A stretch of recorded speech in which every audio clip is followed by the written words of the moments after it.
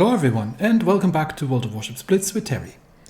A while ago we had a preview event that did not go particularly well. And that included the Japanese Battlecruiser line.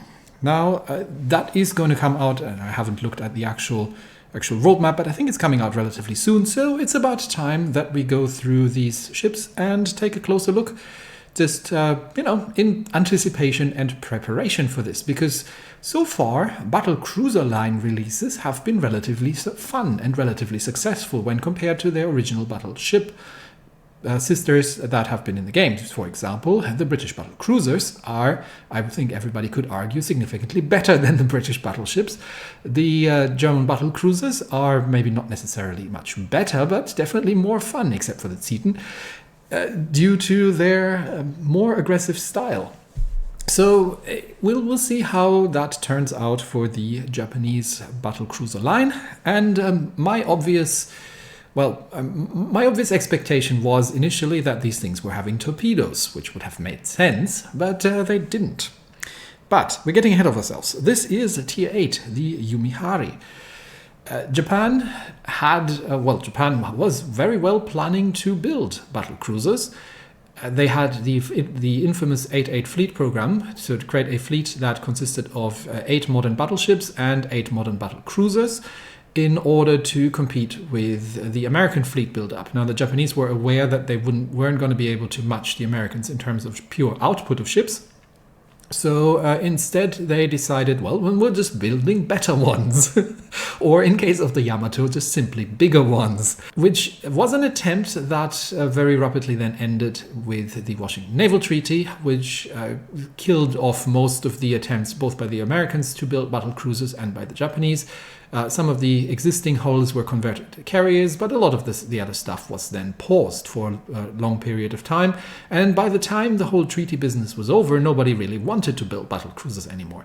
So what we have here is the what-if version of things. And with the Yumihari, we have, technically something that is relatively similar to the Amagi class designs. That also never really came into being, but that we already have at Tier 8 in the game. So technically you could argue that the Japanese tech tree line already had a battlecruiser at Tier 8 with the Amagi. Now we're getting another battlecruiser with the Yumihari in a separate branch. So let's take a look on how the two compare then, shall we? Once that loads, there we go. The first and probably most important difference is that unique ship skill that the Japanese battlecruiser line is getting. And that is really the gimmick of these ships. Japanese battleships in general tend to be more on the long-range side, and then you go in towards the later half of the game into mid-range. Whereas this is pushed a little bit more to the extreme with the battlecruisers. And the high precision spotter. The game really likes giving me difficult to pronounce things these days, doesn't it? The high precision spot. Say that 5 times in a row, but quickly.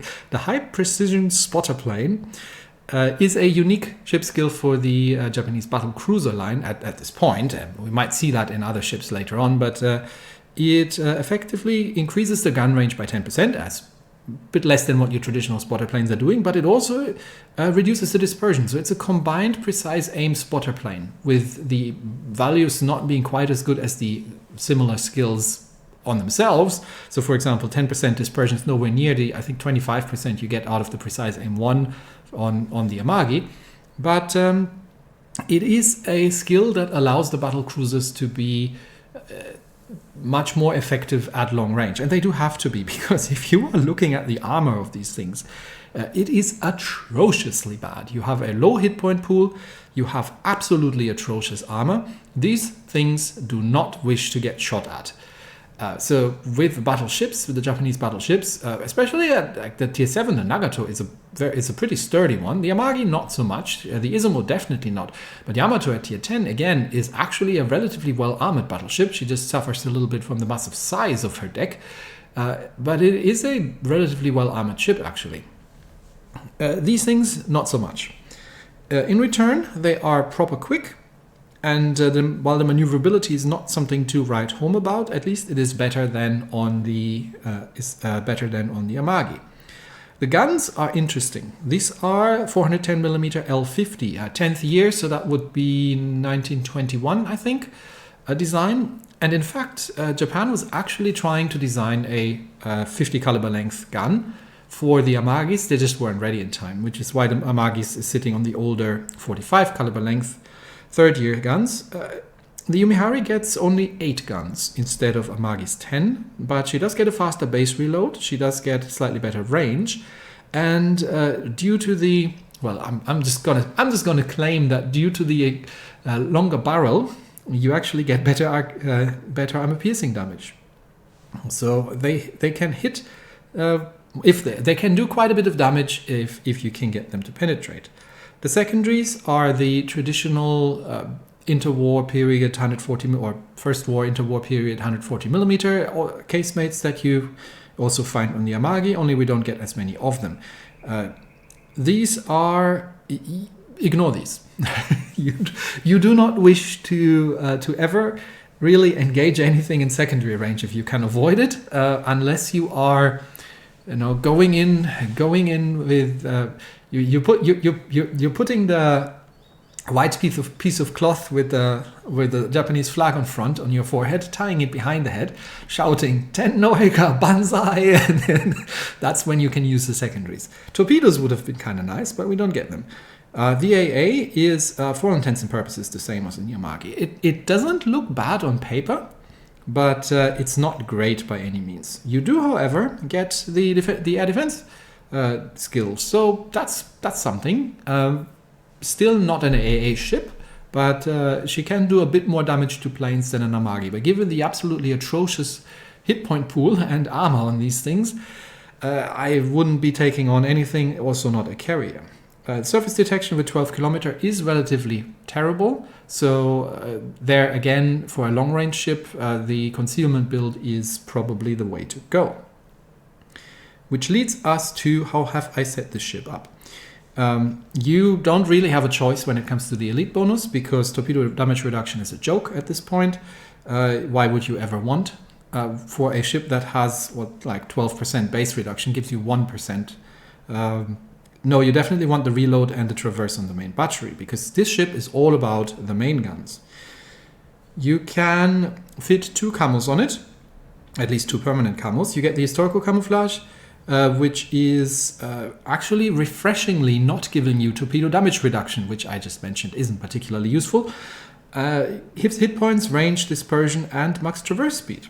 You get the usual torpedo damage reduction on the alternate camo, which looks very nice. They've made some really pretty Japanese alternate camos, and however, it is, in my opinion, the less useful one in terms of ship stats. But not by a massive margin, so that particular 4th stat here is not that important for this kind of ship either way around. So if you happen to come across this in any way from an event or something, you may as well use it. It's not unusable, or it's not significantly worse than the historical.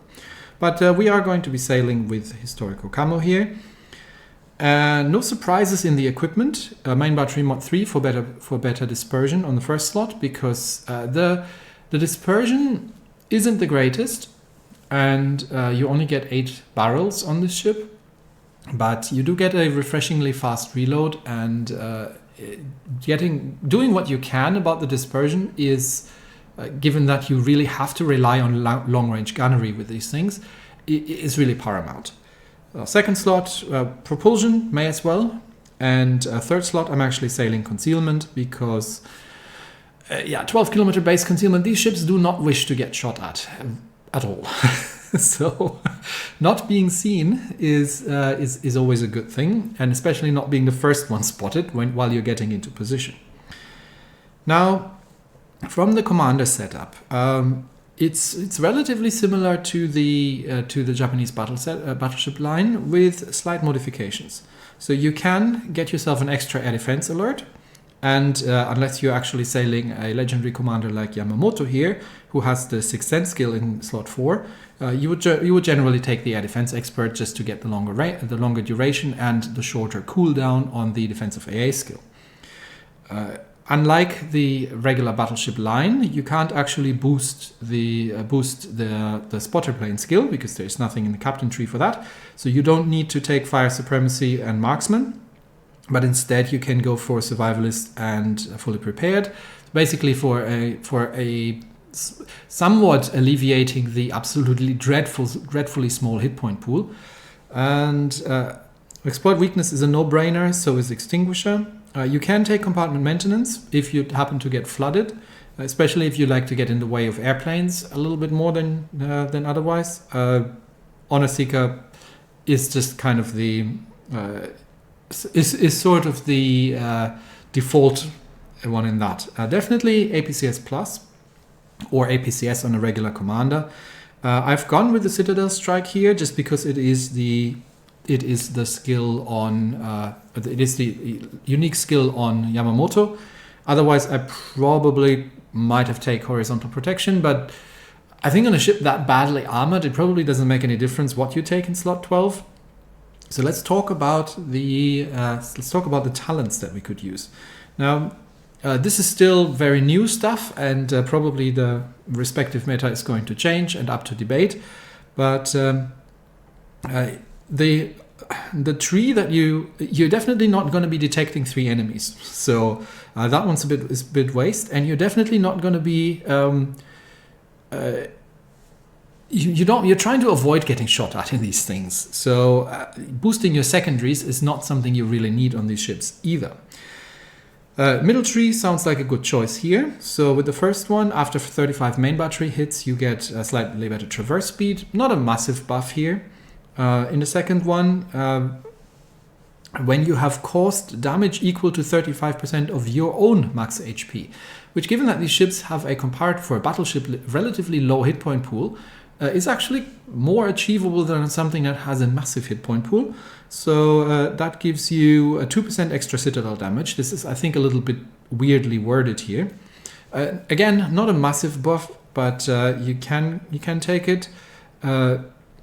First strike is rather unusual, I'd say, on these, but you could give it a shot because getting an extra consumable of the spotter plane is definitely something that's quite useful as well. And then in 15, if ever you manage to get 5 citadel hits, and it is reasonably unlikely, at least on this ship, and we'll talk about that in a minute, you do get some really, really valuable bonuses. But the alternative would be doing a lot of damage, and then you get main battery reload. Absolutely doable. Double strike is extremely unlikely as well, and so this all really more like edge case talents here that aren't that easy to activate. This sounds like, out of all 3 of them, the least outrageously difficult to activate, either that or the active reload. So for the very late game, get yourself a bit faster reload. That is also a possibility. As usual, we will have 2 battles, one with a regular commander. I have started including the talents now in the second round, just because, it's a feature. I do understand that most people are not going to have them because it takes absolutely forever to grind these things, but it's there, and that's why I'm doing two battles with 2 different setups, so you have a bit of a comparison. In the end, I feel like the difference it's not going to be that much of a difference that it's going to make. Probably the bigger one is to see the gun performance on a battleship, especially between the first one not having the APCS skill and the second one having the APCS skill. So now in this case with Yamamoto, the APCS plus skill. Well, enough talk, let's fight and get into the 2 games. In round 1, we are playing base capture on Bay of Storms against Shimanto, North Carolina, a Chumphon, double Chumphon, New Orleans, a Katsuki, and a Colorado. Again, this jumbling of ship types in the opening screen is absolutely irritating me at this point. But plenty of cruisers, only the Colorado and the North Carolina, and only 1 destroyer. So if you are playing the Yumihari, and you really have to stay at long range, and effectively you're not going to outrange necessarily everything, but you don't want to be frontline in these ships given the absolutely dreadful armor. And you have a balanced gun layout, so you have 2 turrets forward, 2 turrets aft, which means you can't easily play bow in either. When you're shooting at cruisers at long ranges, you kind of either need to be lucky or you need to pick your targets carefully. So first of all, I am going to actually go inside, given that the Omono here with some extremely optimistic torpedoes, the Omono here is going extremely far wide, and we do have the Nachi here on a scouting mission, so this is probably about as far forward as I actually want to go. Because if you look at the minimap, my guns reach into the enemy capture circle. So from here on, I actually have all the range, and I don't want to be the one spotting. Okay, there's the enemy Akatsuki. We know that that thing is on the other flank, and I am spotted, which means there's one of the cruisers out there, because it's not the Akatsuki spotting me. And there's the enemy New Orleans. Might get a snapshot off at him. Nah, he's behind. There's the North Carolina, and he's shooting at me as well, which is not particularly appreciated, so I'm already in reverse. I don't want to be fighting them at close range, but I want to be fighting them at long range. And there's also the Colorado, so we've got both battleships on this flank here. I'm already backing off, and whatever other battleship that is there with me can go and take point, because I don't like getting shot at. Now with the spotter plane up, we get a bit better range and dispersion. And I think the North Carolina was in the turn. There might be torpedoes in the water, so we do have to evade that. But NC is disengaging. Colorado is sailing nicely in a straight line, so let's get some shots out at him. And be careful with the Jumfon over there, in case he has his torpedoes away. That was disappointing. It's hit mostly on the belt by the looks of it. In case the Jumfon has torpedoes away, but it doesn't look like. So obviously Cruiser, given that he is currently dodging torpedoes, will try and set a salvo off. Colorado is still engaging, and the enemy team is in retreat. And yeah, Dispersion said, nope, you're not hitting that at all. The enemy team is in retreat on this flank. Once we can get the Jumfon taken care of, then we can probably make ourselves useful in pushing a little bit.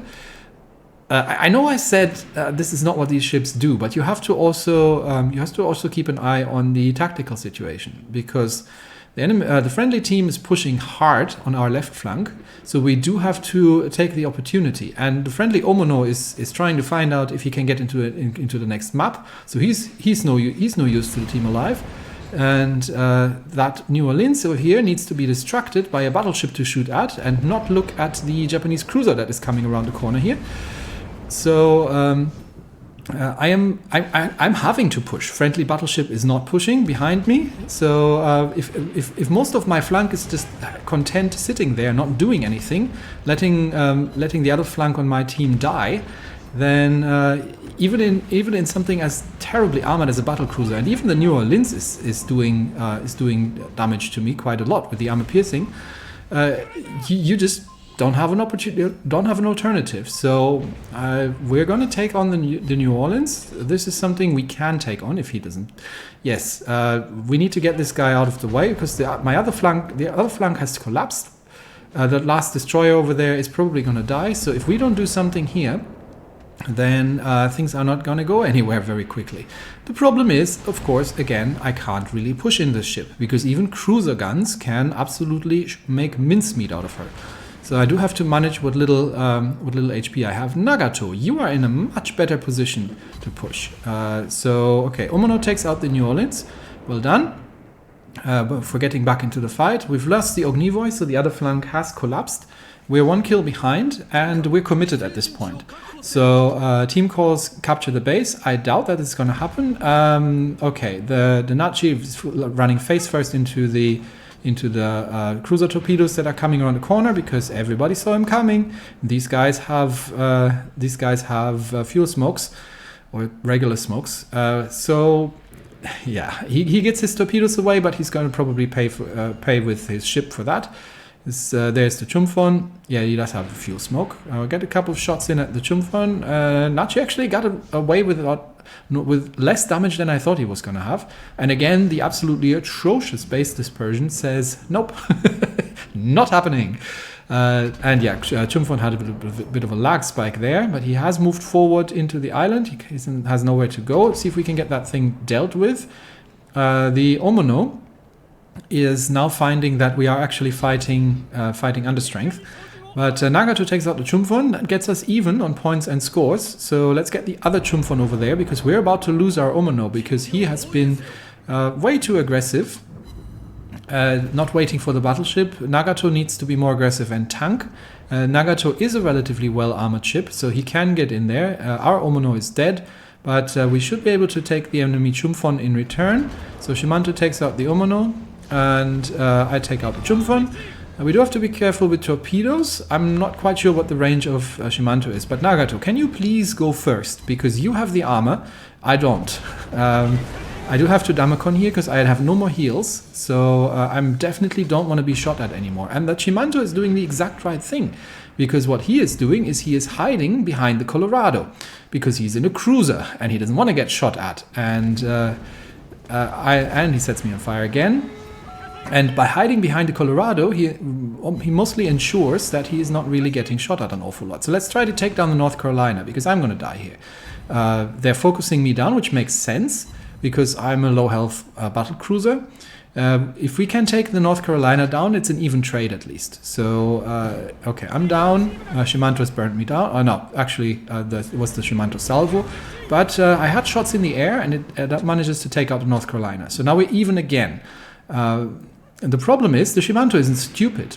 The Shimanto is going bow in. The Nachi is, again, trying to find out where the next map is, rather than going in hard and trying to take out the enemy Shimanto and focusing fire on that thing. Nagato is in a close-range brawl with the Colorado, which he is not going to win in 10 seconds. He just has to survive. The best thing we can get out of this, given that the Nachi has decided he no longer wants to play, the best thing we can get out of this is a draw. And yes, Nagato has managed to survive long enough that we not lose, which was probably the best result we could get out of it. This kind of shows you two things. It shows you how quickly the ship can melt if you're doing things with it that you're not supposed to be doing, like being in front of other battleships and aggressively pushing. She can dish out a decent amount of damage if you can get the hits on target, but the dispersion can be a lot hit and miss, and not really feeling the citadels. So let's see how this looks with Yamamoto fully upgraded on board. So of course, since we are in Tier 8, there are Atlánticos around. This is just a fact of life. You may not like it, but Atlánticos exist. To the respective Atlánticos annoyance, probably, we are in a carrier battle, even though, again, due to the jumbled opening screen, it's not immediately obvious. But there is a Pobeda on the enemy team, and we have a Lexington on ours. It is a Tier 9 battle, and there is, with the Musashi, some really, really big guns out there. Otherwise, we have Iowa, Nebraska, so 2 carriers on the enemy team. Takao, Atlántico, and a single destroyer with a Kagero. No destroyers on our... No, there's a Yugomo on our team. And we have a Cleveland, which probably can make himself quite useful if he knows how to play Cleveland. So, a carrier battle, you do have defensive AA. You do have an okay amount of base AA. But if you are on your own with a low hit point pool, you do not wish to be focused down by the carrier. You can, however, position yourself such that you can both give some AA assistance and that you can use your range to cover everything. Okay, Atlántico on my left, Yugomo on my right. Yugomo is going B. Is he going B Cup? Okay, Yugomo, you really want to stick with me or with the cruiser. There's a Cleveland. Look, there's a Cleveland and an AA battleship next to you. Don't run face first into the enemy carrier strike. Get back, Yugomo. You do not. The carrier is scouting B. He's got. If the carrier pays attention, you're dead. Okay, the carrier does not pay attention. He's just flying straight over. If he had paid attention with that torpedo strike, that Yugomo would be dead and we'd be down our only destroyer. So what you need to do here as a destroyer is wait out that airstrike. It really doesn't matter to get into the cap a couple seconds earlier than that. You got really lucky that the carrier decided that he didn't want to play. He didn't want to shoot at you. But this is probably about as far as I want to go forward. I've got a couple of planes to shoot at. I've got the Musashi over there, I believe, by the looks of it. So let's get some early shots out with that thing, because that thing's got big guns. Kagero is being spotted. Nobody seems to be wanting to do anything about it. And at this range, the 410 mil guns don't have the best penetration in the world. Get a second salvo out at Musashi. I'd be keen to get shots out at the Pobeda if I can, but he is parked nicely behind an island, and yeah, that was very disappointing. But the enemy Kagero being perma-spotted, even though neither the Cleveland nor anybody else decides that they want to do anything about it, is getting relatively brave. And Kagero, that's a Cleveland out here. You do realize that, right? Now I did have the armor piercing loaded, but I managed to get actual full penetrations on the Kagero's belt armor with these things, because the penetration can be really a bit hit and miss. Now Cleveland, it's a Cleveland. Oh boy. Okay, Cleveland's basically done for the game, or at least for the next 10 minutes, because the Pobeda goes after him. Maybe low health AA cruiser. Maybe not, I don't know anymore, but Cleveland is not particularly useful. I do have shots at the Nebraska, and that thing is very, very squishy. Unfortunately, the Kagero got away, and I do have to be careful not to get too far out. Now, our own destroyer is up against two battleships over there at the other side, so he should be having a field day delaying the flank. So, of course, what he's doing is he's rushing them face first into two battleships. Now, the Kagero is hopefully going to die. Yeah, the Kagero is dead, and the carrier still blissfully ignores me, just slowing down in case there were Kagero torpedoes in the water. I do have shots out at the Pobeda, but the Pobeda, again, is not stupid. He is ducking behind the island, so I'm not going to be able to kill him. I'm just going to get some shots off, and then I'm going to back up. Now, fascinatingly enough, our destroyer is still alive, but not particularly long, I think, anymore. To nobody's great surprise, the Amagi has been burnt down by the Atlantico. The friendly Atlantico in B Cup. We are focusing the enemy team, and now Nebraska, I can again get shots out at that thing. We're only holding one capture circle. The destroyer is still alive on our team, and I have no idea how. He's up against two battleships face first at point blank range, and he hasn't died. Surprises the heck out of me. But these two battleships are going to kill our carrier. Most likely, they're holding two capture circles, so we really need to finish off that Nebraska. And we'll see who the carrier goes for, but it seems to be not me. Now that's no, he goes for me. So that's why I'm holding off with the Damakon. Takao has torpedoes away, because that's the only reason he would give me a full broadside, and yes, he is shooting at me. Damakon's still active, so I can probably get away before Takao torpedoes hit. And the carrier hits have still managed to be within the Damakon range. He might not know that I'm having premium Damakons up. Not sure I can take on the Pobeda, but these two battleships looping around the south, who miraculously have failed to kill our destroyer, despite his best efforts to the contrary, is now coming under fire from an Atlantico. How are we on score? We are actually 100 points behind. Now my talent activated for, I think that was the 35 hits, so I get a slightly faster turret rotation, and we'll try to finish off the Takao over there. And then I do have a heal coming off cooldown. Can I get him? Nope. No Citadel again. The Freddy is going to die against the combined might of Atlantico, Pobeda, and Takao. The carrier is already dead. That means we're soon going to be another two ships down. But the destroyer, again against all his efforts, has actually managed to do something very useful, which is taking C Cup, and he seems to be harassing these two battleships over there, which is good. which means that I'm going to go in now, and we're going to have to try and finish off the Atlantico. Yeah, Freddy's dead. We've got Pobeda and Atlantico. We're still over 150 points behind. But I just had a heal coming off cooldown, so I'm going to rush Atlantico now, and I'm going to take the Pobeda on the chin here, and just ignore him for now. That is going to hurt in terms of oh, come on, really? He survives on no hit points. Yeah, there comes the flood, obviously. Yeah, that is going to hurt very much.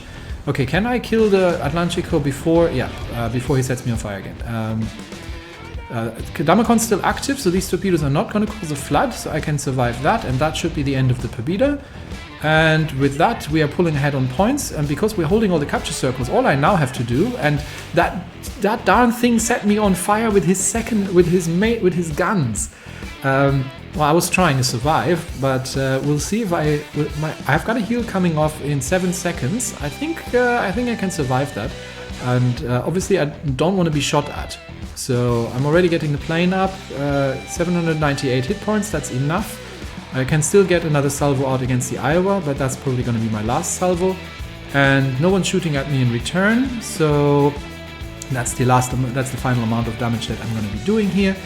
And that is the end of the game. So, there is Yumihari. Is this a good ship? Is this a better ship than Amagi? I would almost say yes. Honestly, I think it's yes. The idea with the Amagi has always been to basically use your speed and your long-range gunnery. And this ship is actually just better at it, especially if you have the APCS skill. These guns can hit pretty hard. Now, we haven't been lucky with the Citadels, but these guns can hit pretty hard. And I really like the sort of scout plane. And yes, I did get a too close quarters expert. Look, okay, just don't do it, all right? Yeah. So the guns hit pretty hard, especially if you have the APCS skill. The range extension combined with the dispersion improvement really makes for a very capable long-range artillery ship. Generally, artillery ships don't win games, so it can get really difficult, and you really have to preserve your hit points in these things if you can, and try to avoid getting shot at as much as you feel like you're not supporting your team, but you have to avoid getting shot at, such that if it comes down to the wire and you actually have to go in guns blazing in the end, to compensate for how the battle has been going, then you have some hit points to spare. Just be aware that you can absolutely, even against cruisers, you can absolutely not win any kind of protracted duel. So don't try to take on even just a heavy cruiser thinking that, oh, I'm a battleship, I can totally win this. No, you can't. Heavy cruisers, if they know what they're doing, will absolutely destroy you. So you know what the ship can and can't do, but personally I enjoy this ship actually, I think, more than an Amagi, and it is a somewhat similar playstyle because the Amagi is also a battle cruiser, but if the tier 9 is any better than the Izumo, and let's be honest, that is not a particularly high bar, then this sounds like a very exciting line to play. So we'll see how it goes. We'll be reviewing the other two ships as I get to it, and then we'll have another branch in the ever-expanding tech tree. Anyway, that's it for me today. Thanks, everybody, and I will see you next time. Bye-bye.